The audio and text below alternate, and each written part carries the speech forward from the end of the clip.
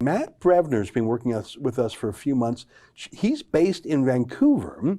Now, most of the time he works with Drea Humphrey, our outstanding bureau chief out there, but Matt's also appeared on camera a couple times, and he was also with us at that dramatic incident in Montreal when the police tried to raid our hotel rooms without a search warrant. That turned into a 10-hour standoff.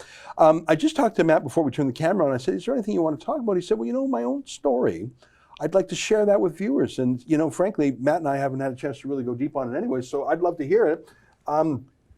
Matt, we're delighted with your work. We think the work that you're doing out there is so visually beautiful. The stories are so well edited, and Drea is one of my favorites. She's amazing.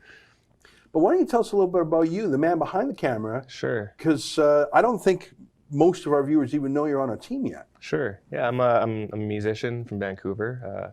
Music's been very good to me. I've been able to travel all over the world and win multiple awards and pay my bills as a musician, which, you know, that's pretty rare. Yeah, especially for a kid from Vancouver who started making music in his grandma's basement. That's a dream come true. Last year, I went to go watch a street preacher, and the story was taken out of context and covered by CTV as a homophobic protest. And unfortunately, my social media reach, as you know, was on par with CTV Vancouver. So you can't have, as you know, you can't have any sort of success without some haters.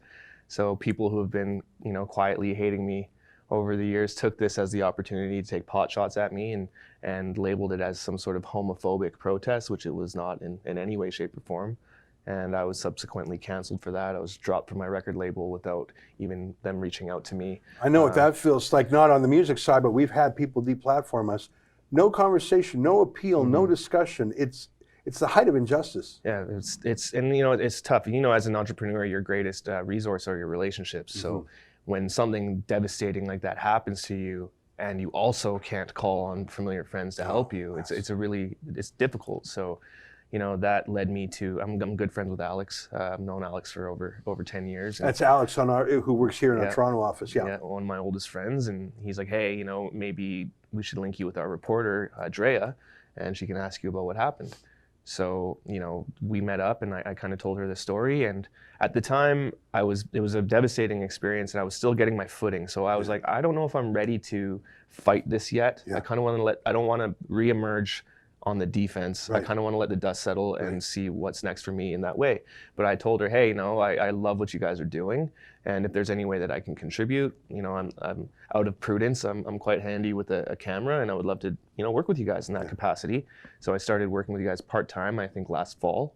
And now I've been on full-time for the last couple months. And it's interesting because, you know, when I applied for the job, I wanted to make a point to not really highlight or emphasize my accolades or achievements in that other industry, because I wanted to work with you on the merit of, you know, my convictions and my skill set.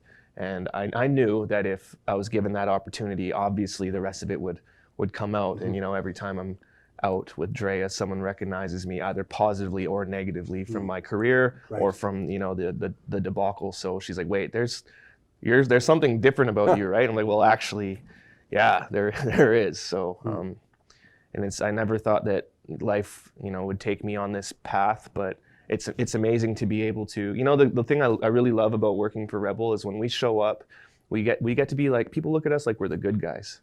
You know, we get to really help in people. Montreal especially, I really felt that, which was a surprise to me because we're pretty new to Quebec. Tell me a little bit more about that, because it sounds like I'm hearing some of your pain about what was done to you in that previous career. And I honestly didn't know that background. We hired you because of the excellence of your work, and you just seem to click with Drea, and I really love what you guys are doing out there. We need strength in BC. It's such an important province. In Vancouver, it's a great city. So we're telling important stories there. But you said you get some negative and some positive. I want you to tell the viewers, because I'm a lightning rod.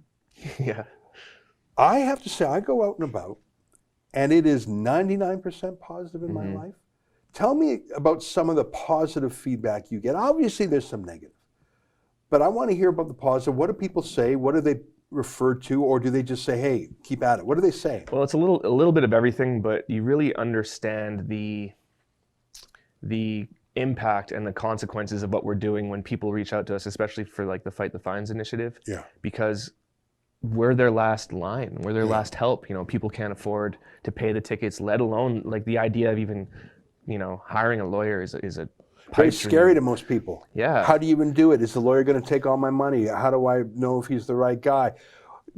Hiring a lawyer is as scary as fighting a fine yourself. Totally, and it's a responsibility that I don't hold lightly. Being able to, I have a passion, and for the underdog, I always have. And if you look into my past, controversies, they're often because of that. And yeah, because of what happened to me and how I understand how fake news or false information can completely derail you and ruin your life. Essentially, I don't hold that responsibility lightly when we're speaking to people, regardless of their political belief or alignment or religious belief or alignment. I really believe in, above all, human dignity, and to be able to dignify somebody in a long format video that isn't just a snappy news piece that's 10 seconds taken out of context. It's like, no, I actually want to hear what you're about. Now, once that's public and on the internet, people can make their own decisions. But at least for me, I try to as least as I can interject myself into the situation and just look people in the eye and give them an opportunity to, for redemption, because that's something that I was never afforded. Well, that's amazing. It's a very touching story. And Drea is so good at that. I know you guys work as a team. We have a phrase we sometimes use with complicated stories. We say, well, look, follow the facts wherever they lead. We have our ideas about a story. For example, when you guys went to this Chinese restaurant that had all the cameras, all the spy cameras, okay, the story was a little more complicated than it wasn't quite the narrative we had read in other media. All right, we'll follow the facts where they lead. Let both sides have their say. In fact, our main motto is telling the other side of the story. So listen, I'm glad that you find some moral value in our work. That's the chief reward for me, is I feel like in these upside down times, we are doing small things to make a difference. And you do small things to make a difference every day. They add up. We're over 1,200 cases on that Fight the Fines. That's amazing. And that's 1,200 families that we've helped, even just this much.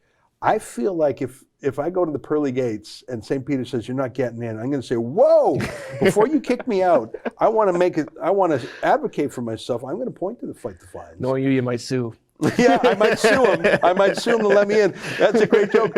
But no, I think that what we do here is a business. It's how we earn our living. It's a product, the news. But I think there's a moral value to it, which is my chief reward. And working with folks like yourself, you're fairly new to the organization, and some folks have literally started with us in the last week or two. Working with like-minded people is really a highlight of my day, especially in these times where we're pitted against each other, where there's fear and loathing. So Matt, it's great to have you on the team. I think your work is excellent. Thank you so much. It's beautiful, it's visually beautiful. You have a tremendous talent. And I'm just so glad you're on the team.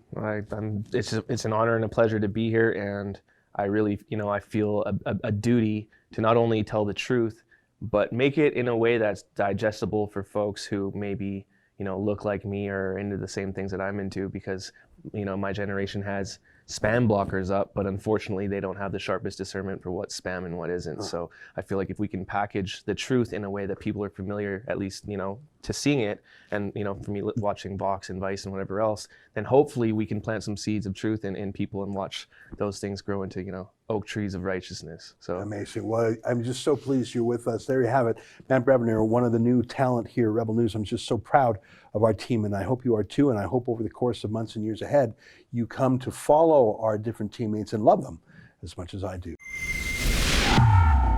That's an excerpt from my daily show, The Ezra Levant Show. Every day I do a monologue on the news of the day, then I interview an interesting guest, and then I read my hate mail. You gotta subscribe. Go to rebelnews.com.